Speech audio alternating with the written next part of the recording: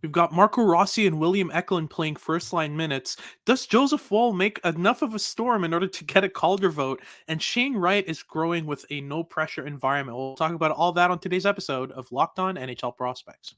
You are Locked On NHL Prospects, part of the Locked On Podcast Network. Your team every day.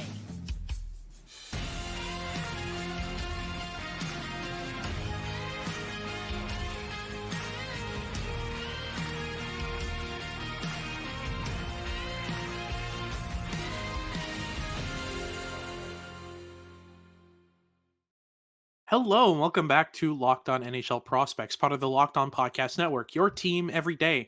On this podcast, we break down everything prospects related for you 5 days a week, Monday to Friday. I'm Hadi joined by Sebastian. And on today's show, we've got a packed one. We'll start off by talking about Marco Rossi and William Eklund playing first-line minutes with their respective teams and doing fairly well. Then we'll talk about some weird-ish early Calder candidates. We'll talk about Joseph Woll and Bobby Brink, who's been off to a decent start as well. And then we'll end things off by talking a bit about Shane Wright playing in the AHL with a no-pressure environment and how that's kind of faring for his development, how he's been doing so far, and what kind of the projection is for him this season. Before we get into any of that, though, just make sure to like and subscribe, leave us a comment, letting us know what you want us to talk about next if you're watching on YouTube. And if you're listening on your favorite podcasting platform, make sure to make us your first listen of the day. It's always very much appreciated. So let's get things started. We'll start off with Marco Rossi here. It's been playing first-line minutes with a kind of struggling-ish Kirill Kaprizov. Hasn't been going so well for him, so I believe Minnesota's hoping that, kind of putting Marco Rossi on that first line after some decent kind of early season performances will kind of help him out so far. What's your take on Rossi's kind of trajectory so far? Because it's been a weird one, man. I mean, he had long COVID, was out for basically a year, almost lost his life. Then he's back, struggles a bit to get back into the game and get back into game shape. Now he finds himself on the first line of the Minnesota Wild. So yeah, what's your take on this? I'm so happy to see it. I mean, we've been waiting for Marco Rossi to kind of get his shot and get some good breaks for a while now. And I mean, this is a player I know that we've both really, really, really liked for a long time. I know that he landed at third overall on my 2020 board, which was bullish. I mean, having him ahead of Tim Stützle may not age too well, but he was in his draft year one of the more impressive players in that class, and it was a good draft class too. And since then, of course, right, like as you said, he's had every setback you could possibly imagine, and now he finds himself playing 20 plus minutes a night with some really good players, and he has 4 goals and 6 points in his last 6 games. He's playing some really good hockey, and he's bringing every element that we've always been seeing from Marco Rossi: the intelligence, the intensity, the unrelenting motor that seems to never die. On top of that, the playmaking ability, the quick shot, the high-end ability to play in tight and under pressure. He is one of the better contact initiators among sub-6 foot NHLers already. That's always been a strength in his game, and he loves to kind of get into those dirty areas, and he's so effective when he's in them. He does not need much space at all to get off of really potent release. He doesn't need much space at all to get in a really, really good pass to a teammate. And his playmaking arsenal is versatile, whether he's going to use a hook pass or go for a little saucer. He has the right tool for every situation, especially under pressure. So he's been made for the NHL. We've been waiting for him to kind of get his break, get the opportunity, get the minutes, stay healthy for a long time. And this has been the first stretch where we've been seeing that in ages. So I'm over the moon to see it. And few things make me happier than seeing a beautiful Marco Rossi goal pop up on my timeline. Absolutely. So, I'm very happy about it. For sure. And we're talking about a player who in his draft plus 3 only scored 1 point in 19 NHL games, even though he's almost a point per game in the AHL. So he's a player who struggled a bit early on and struggled to kind of get rolling, even up to his draft plus 3, which was last year. And now this year he's got 7 points in 11 games, including 6 points in his last 6. So he's been on a tear, a very well-deserved stint on that top line. I'm really excited to see how that kind of develops for him, if he can kind of grab that spot. And he has so far. He played the last 2 games on the top line. He had a goal and an assist in a 5-3 loss against the Devils. and a goal last night in a 5-4 shootout win against the New York Rangers. So this is a player who, in limited minutes so far on the top line, has been doing extremely well with them. So I don't see any reason so far to drop him back down. Played 22 minutes and 44 seconds in that last game on November 4th against the New York Rangers. So yeah, this has been going fairly well for Rossi. But I also want to talk about William Eklund. Obviously, I mean, this is the San Jose Sharks we're talking about.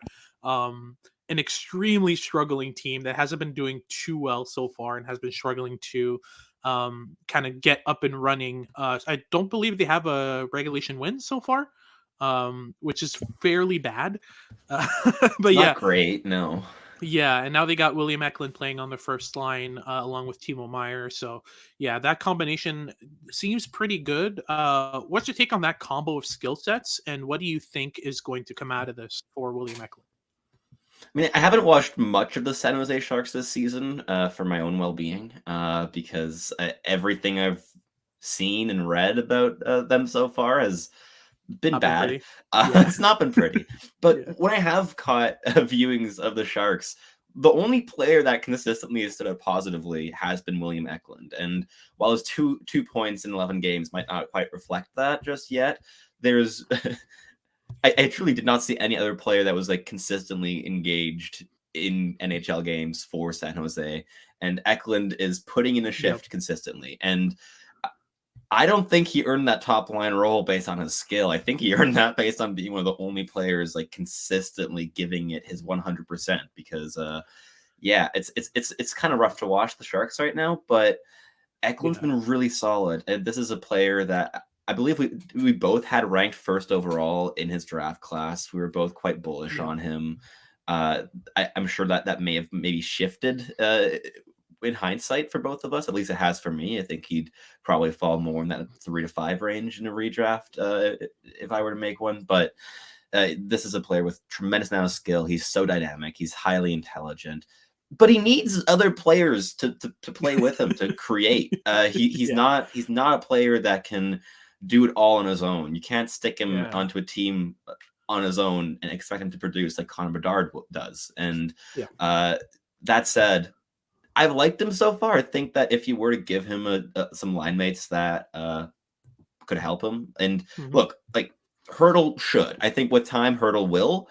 But there's no other player to complete that line just yet. I'd love to see them call up Daniil Gushchin.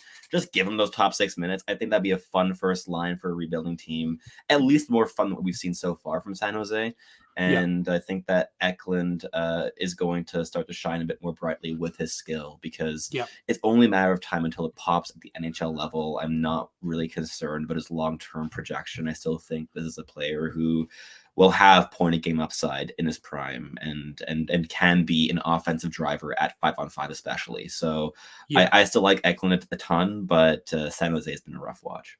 Yeah, and I said Timo Meyer at the start. That's my bad. I meant Thomas Hurdle. But yeah, these are the score lines so far for San Jose through 11 games, just to show you how you can't really blame Eklund for this. 4-1 loss against the Vegas Golden Knights. They lost 2-1 against the Colorado Avalanche, 6-3 against the Carolina Hurricanes, 3-1, 5-1, 3-1, 6-0, 3-0, 3-1, 10-1, and then 10-2 are their losses so far. That's a total of 12 goals in 11 games for the San Jose Sharks. If bad. If William Eklund's not producing, no one is. So I don't think we can really blame him on this for the Sharks. I saw like the most disappointing tweets of all time. It was this poor child went to his first 2 San Jose Sharks games and they conceded 10 goals in both. And he had like a poster for his first game, and then he had an excited second poster for his second game, and it just went just as badly as the first. And I just feel like as someone who grew up with like an exciting Habs team, like with like the Yaroslav Halak run, as a young hockey fan, you need something to cheer for. Yeah. And there's very little right now in San Jose. I mean, likely they're going to get a very high-end draft pick this season. I think Macklin Celebrini would change the outlook of that franchise. That would make a massive difference in that rebuild, as would any top 3 selection generally. But Yeah, San Jose Sharks are tanking hard, to say the least. Yeah, absolutely. But they're facing off against the Edmonton Oilers, so maybe there's hope there. But yeah, that wraps things up for our first segment. We'll talk about Joseph Woll and a couple other surprising Calder candidates after these messages from our sponsors over at Parkview Advance and Collective.com. As a business owner, you realize that there are times when receivables might fall behind, but that doesn't mean you need to fall behind on vendor payments, payroll, or rent. For more than 25 years, Parkview Advance has helped businesses secure working capital from $5,000 to $1.5 million. Parkview Advance can improve your working capital in as little as 24 hours. If it's a much easier process than you might imagine. So we invite the many entrepreneurs that are locked on NHL fans to learn more by calling Parkview Advance at 203-675-0071 or go to parkviewadvance.com. If your business needs working capital, call Parkview Advance today. Parkview Advance, helping businesses secure working capital. Go to parkviewadvance.com. If you run a solo small business, you're an army of one, but you still need an accountant, a bookkeeper, separate payroll solution, and much more. Let Collective take care of the paperwork while you take care of business. Collective is the number one financial solution for freelance contractors and self-employed entrepreneurs that lets you focus on your passion, not your paperwork. They facilitate the process with you by taking your paperwork off your hands and making sure that you don't have to take care with corporate formation, compliance, taxes, bookkeeping, accounting, payroll. And the best part is at a fraction of a cost of a CPA, a chartered professional accountant. So right now, Collective is offering 1 month free and no onboarding fee when you go to collective.com/locked on and tell them Locked On NHL sent you. You can save about an average of $10,000 per year. This is based on the averages of their solopreneurs that have used their services for a $550 value of 1 month free and no onboarding fee. So go to collective.com/locked on NHL. And again, tell them Locked On NHL sent you. Check them out. Alrighty, so moving on to our second segment, we'll be talking about some surprise Calder candidates, some guys that really haven't been talked about too much, especially by us at the start of the year. I mean, at this point, we really thought that it was going to be Cooley and Bedard and a bunch of names, but there are some names that have been standing out decently so far. We'll start off with Joseph Woll, who has basically taken over the starting goaltending role in Toronto. A market that absolutely has needed a starting goaltender and couldn't find one to save their lives. So we'll start off with the fact that Ilya Samsonov, I mean, when we started hearing about Joseph Woll, my immediate thought was, oh, okay, Ilya Samsonov's injured. He's not. He's just not doing very well right now. So Joseph Woll is taking over the starting role. We're talking about a 25-year-old goaltender, though. So, how much is that going to play into the kind of conversation for the Calder? And especially, are we talking about just a really hot streak, as happened often with goaltenders? I don't think this is sustainable, right? It's goaltenders. Who knows? I mean, Yeah. we've seen Joseph Woll have some bright flashes in the last year. We saw it last season. There were games where he looked like the Joseph Woll that we've seen so far this season. It's not come out of nowhere, but the consistency has. I mean, putting up a 930 and through 7 games, 2 of which were relief starts, so which he didn't start. But that said, he's been solid so far. I think with streaky goaltending, you've always got to be a little bit careful in terms of how quickly you kind of jump on that bandwagon. But Woll's looking good so far. He's looking really good so far this season, and he's definitely making a strong case to stay in the starter's net for the Leafs. So I think once we hit the new year, we might have a bigger sample to work on with the goalie.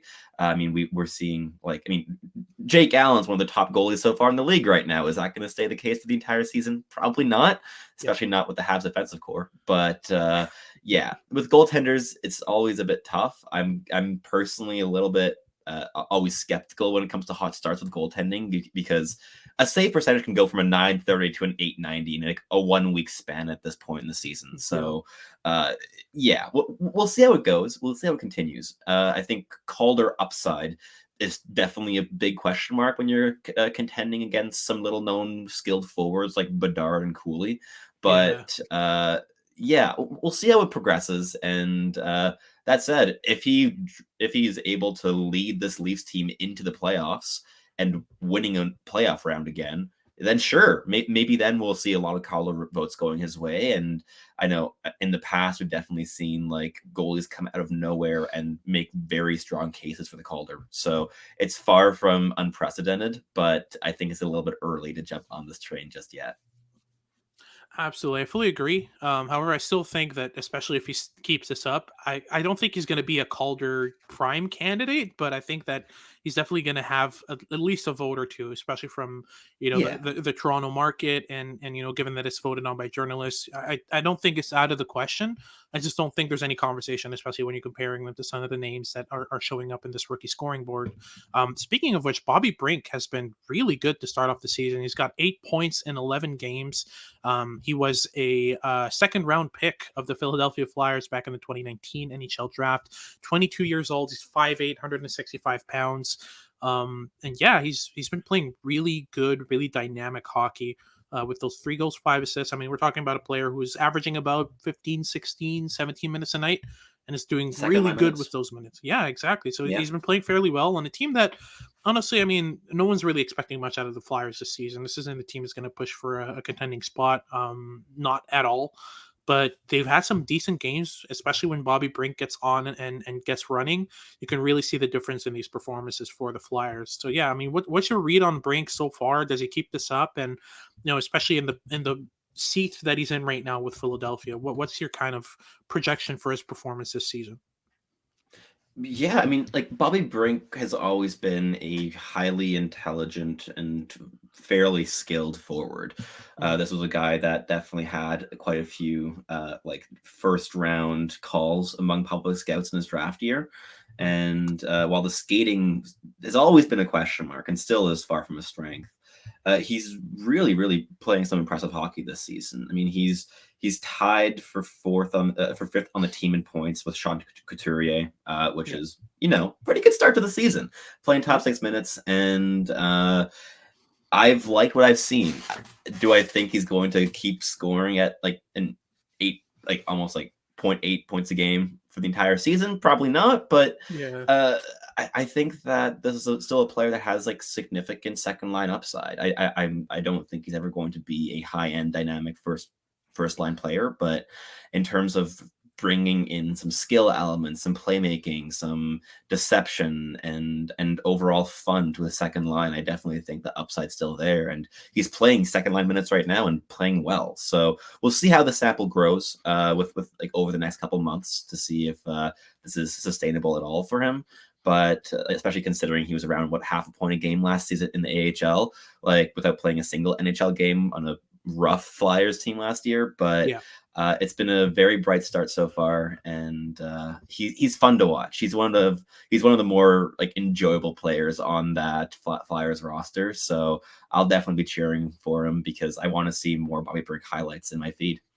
Yeah, absolutely. But that wraps things up for our second segment. Now we'll talk about Shane Wright in the third segment to kind of break down the no pressure environment that he's in and how that's going to kind of shape his development and improve his game. So we'll talk about that after these messages from our prospect, from our sponsors over at. Okay, let me just restart that. Jace. Yeah.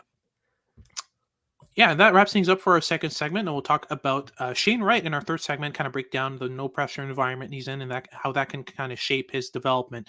We'll talk about that right after these messages from our sponsors over at Jace Medical.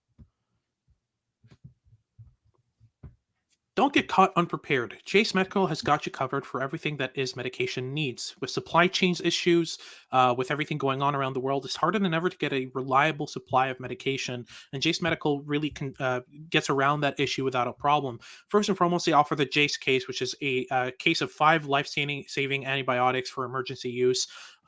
Basically, if you have an ear infection, a sinus infection, anything you got going on infection-wise, these antibiotics can be really helpful. And having them on hand will help you not get caught unprepared in situations like that. All you have to do to get a Jace case is just fill out a simple form online, and in some cases, you hop on a call with one of their board-certified physicians, and before you know it, you got a Jace case in the mail, ready to be used. You can get ongoing care from their physicians on any treatment-related questions as well. So they really take care of everything from online eval to licensed pharmacy medication delivery, and on top of that, they take care of consultation and care. So they're really a well-rounded kind of toolkit, and we love those here at Locked On. So make sure to not get caught unprepared. New customers can get $20 off their first purchase by using the promo code Locked On at checkout, and that's at jasemedical.com, JASE medical.com. Check them out.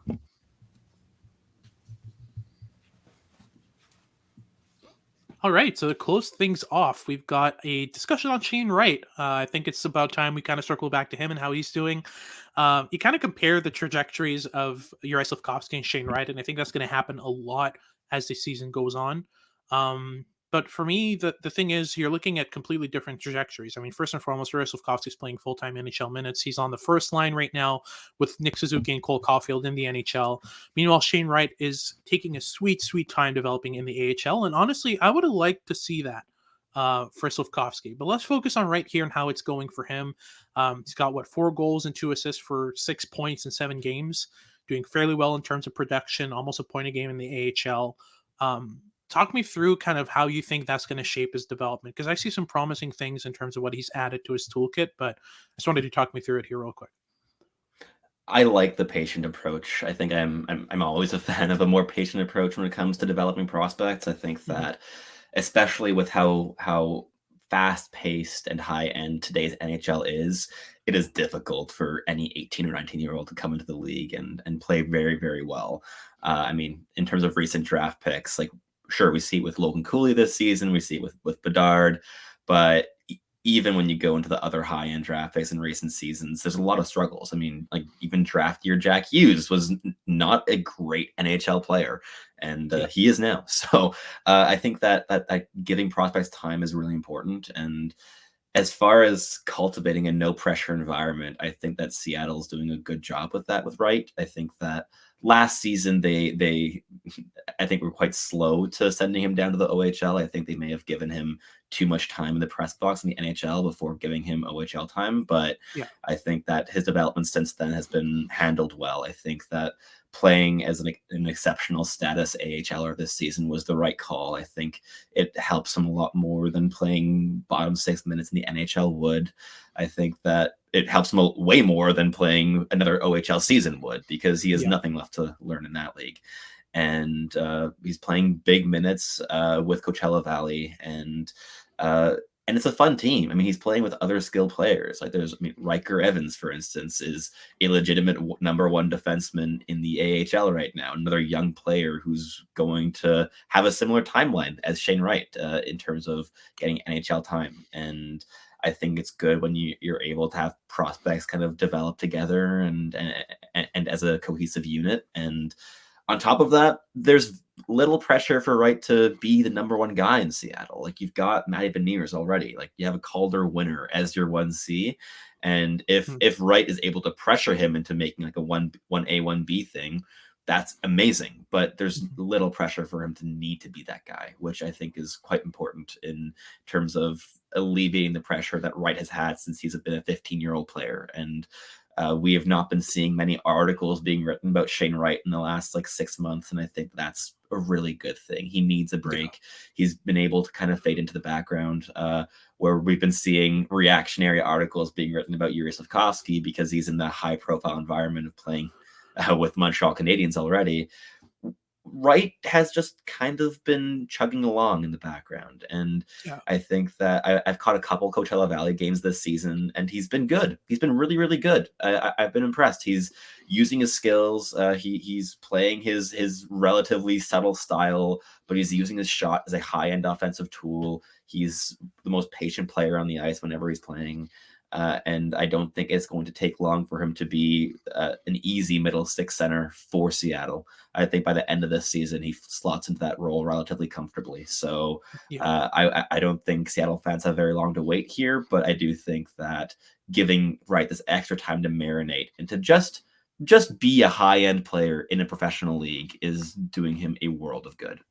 Yeah, for sure. And I hope this sparks a conversation about nature versus nurture when it comes to developing prospects, because I think the difference in trajectory between Juraj Slafkovsky and Shane Wright 5-6 years down the line, it's going to be a very interesting conversation to have regarding kind of what works with prospects and what's the kind of right decision to make regarding two players who are kind of in the same boat as being NHL ready players in terms of their physical qualities.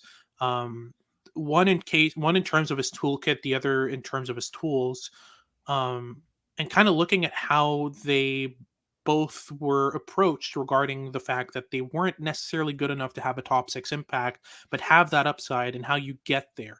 I think that this difference in trajectory is going to be very interesting to watch. And I think we're going to look back in 4, 5, 6 years and kind of have a very interesting conversation regarding what works for these prospects. So I'm really excited about that. But for me, I mean, have you seen any change in terms of the overall tools in Wright's case? Have you seen any progress regarding specific areas that we didn't expect? I mean, is there anything so far that shows you that Shane Wright is developing, or are we talking about a player who's just building up confidence? I think that the development approach with Wright is a patient one Hmm. and not one where Seattle's trying to force him to change the way he plays the game. Which Yeah, I also think is good because Shane Wright, like this is a player whose mind has been ticking at an NHL level since he was a 15-year-old exceptional yeah, status player in the OHL. I hmm, don't think you need to revamp his game in order to get him into an impactful NHL role. What you need to do is allow him to build up the confidence to consistently use his high-end tools for what they are, which are high-end tools. And the big questions in his draft year were, okay, this is a really intelligent player who sees the ice extremely well, who has a wicked shot, but he doesn't take over games. Why? Right? Like that was always the question with him. And hmm, I think that right now I'm seeing him take over AHL shifts, not games yet, but shifts. And that is an important progress. And he's still the same stylistic player. There's still a guy who's going to be observing the ice, waiting for his moment, and then striking decisively when it opens, rather than one that's going to take the puck in the defensive zone, rush up the ice, dangle through 5 players, and put it into the back of the net. That's not yeah. how he plays. He's regularly the third forward to enter the offensive zone, and that hasn't shifted since his draft year. But I have seen him become more confident in, I guess, the value of what he brings to the ice. I think in his draft year, he may have been asking himself a lot of questions about that lack of dynamism. The only thing in the media throughout the draft year was, why isn't he dynamic? Why isn't he dynamic? And my sense is that he may have been asking himself the same questions. Or at the very least, now I'm seeing a player that is confident in his tools being valuable for what Yeah. they are, rather than trying to mold his game to something that it isn't.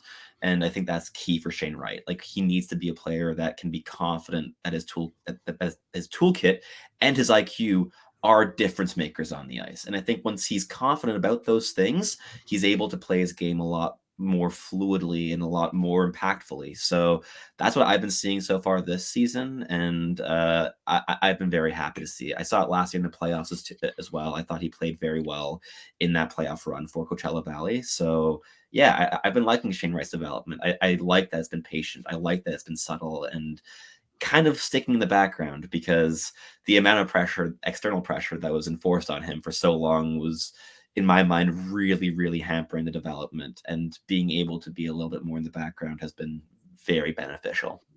Absolutely. Now that wraps things up for today's show. Thank you very much for tuning in. If you're watching on YouTube, make sure to like and subscribe. Leave us a comment, let us know what you want us to talk about next.